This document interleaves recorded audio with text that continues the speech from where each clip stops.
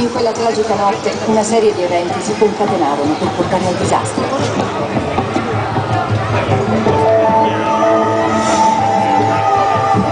Nonostante fossero presenti solo gli ingegneri più giovani, venne ordinato un test di sicurezza per controllare il funzionamento della centrale in caso di emergenza. E questa si verificò. Un primo calo di energia del nucleo innescò una serie di... Le vittime della catastrofe sono 8.000, ma l'ONU ritiene che sia ancora troppo presto per vedere le cause. Che fa i suoi interventi e altre forze politiche che tendono a spingere in una direzione. Non è un'ipotesi remota, sono le 24 ore del 25 agosto 2010. Ipotizza, vedete, Oristano, e questa ce la dà per ipotizzata, e questa qui nel sulcissima, l'idea è di farla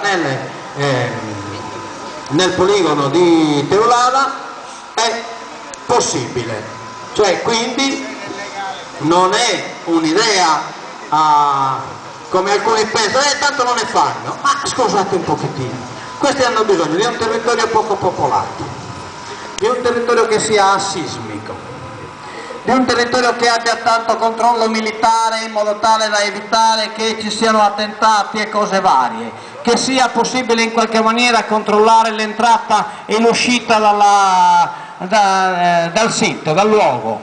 E quale altra regione dello Stato italiano calza su tutte queste caratteristiche meglio della Sardegna?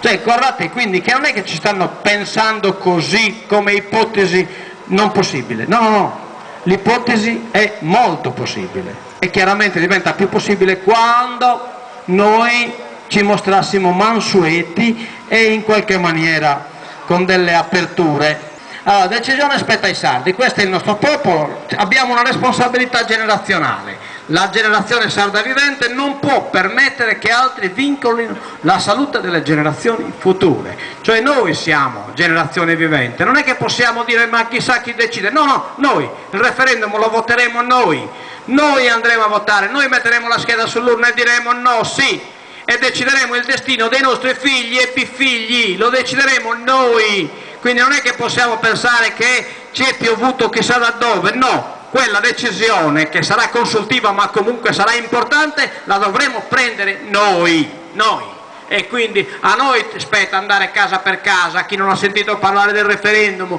a noi spetta dire guarda che in Sardegna c'è questo pericolo e che ci sarà la possibilità di pronunciarsi per essere a favore o per essere contro. Tutti abbiamo il dovere di propagandare.